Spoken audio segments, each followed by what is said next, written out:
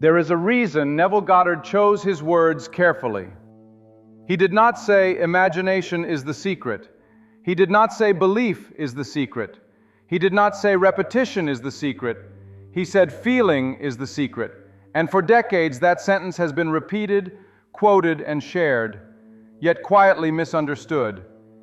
Because most people hear the word feeling and immediately think of emotion.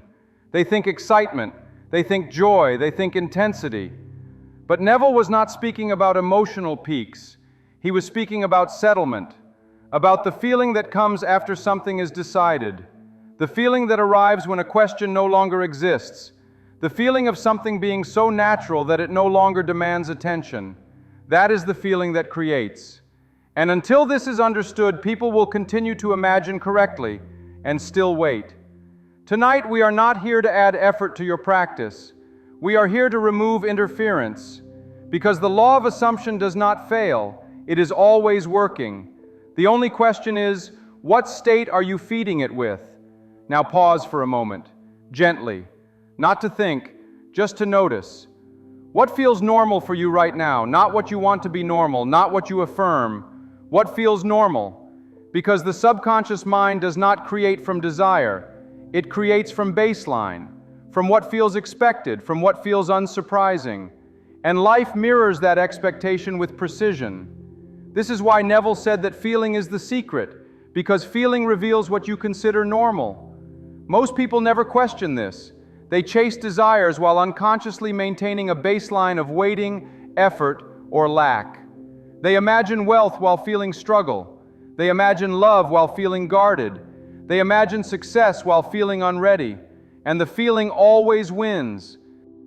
Helene Hadsell understood something subtle that changed everything.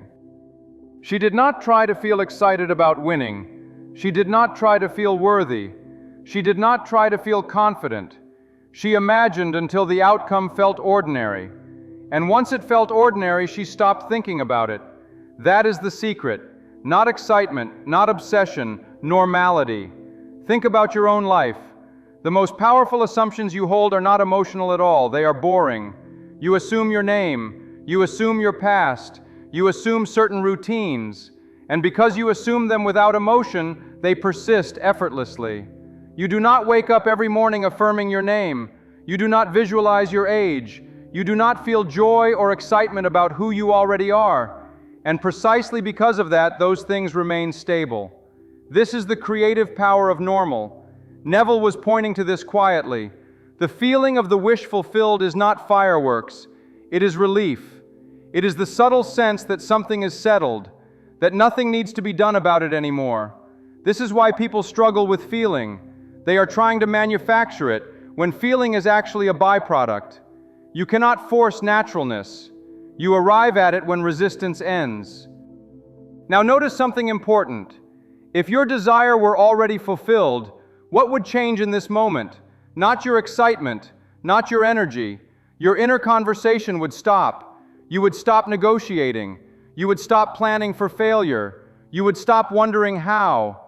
That quiet is the feeling, and that quiet is creative. If this is landing for you, mark it gently. In the comments, write just one word: calm. Not as engagement, as recognition.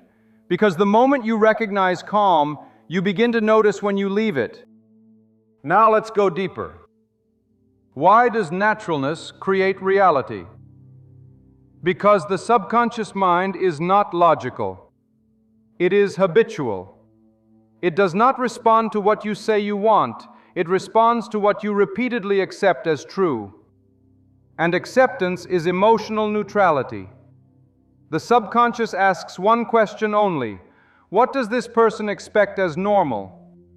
That expectation becomes identity, and identity becomes experience. This is why effort works against manifestation. Effort implies that something is not yet normal. Trying says, this does not belong to me yet. Assumption says, this is how my life works now. And life always agrees with that tone. Helene never tried to convince herself of anything. She selected an outcome, imagined briefly, and stopped. She did not revisit the scene emotionally. She did not rehearse success. She let the image lose its novelty. And when something loses novelty, it becomes familiar. When it becomes familiar, it becomes believable. When it becomes believable, it becomes inevitable. This is the real sequence. Not effort, result, but familiarity, fact. Neville understood this deeply. This is why he insisted that imagination must be entered as first-person experience, not watching yourself succeed, but remembering that you already did. Memory is powerful because memory carries neutrality. Memories are not charged with desire. They are settled. When imagination reaches the quality of memory, creation is complete.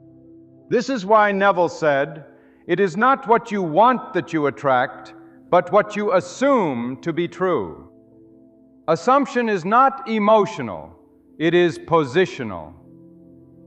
Now here is a crucial distinction. Feeling is not something you add, it is something you remove friction from. You do not push feeling into the body, you relax into it. This is why forcing emotions fails. You cannot force normal. You allow it by stopping contradiction. Most people contradict their imaginal acts all day long. They imagine abundance and then complain internally. They imagine success and then prepare for disappointment. They imagine love and then rehearse rejection. Each contradiction pulls the desire back into unfamiliarity. Helene was clean internally, one direction, one assumption. She did not argue with herself, and because there was no inner argument, there was no delay. This is why Neville emphasized mental diet. Not positive thinking, but consistency. Consistency of state. Now notice this carefully. If you imagine something and then immediately feel the urge to check, that is not curiosity. That is unfamiliarity. The desire still feels separate. Helene did not check because checking made no sense from the state she occupied. This is critical. You cannot force yourself to stop checking. You stop checking when the outcome feels normal. And normality emerges when you stop interfering. This brings us to an important realization. The feeling comes last, not first. You do not wait for the feeling before you imagine. You imagine, then stop, and the feeling settles on its own. Trying to feel keeps the state artificial. Letting go allows it to become real. This is where most people reverse the process. They try to feel first. They try to generate certainty. But certainty is not generated, it is allowed. Helene trusted the decision. She did not chase reassurance, and reassurance came naturally. Now, at this point in the journey, you may notice a shift, a softening, a sense of, oh, that's it. That recognition is not new, it is remembered.